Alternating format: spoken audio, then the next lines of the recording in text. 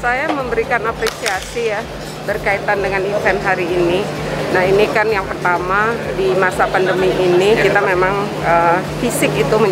kesehatan fisik itu menjadi prioritas.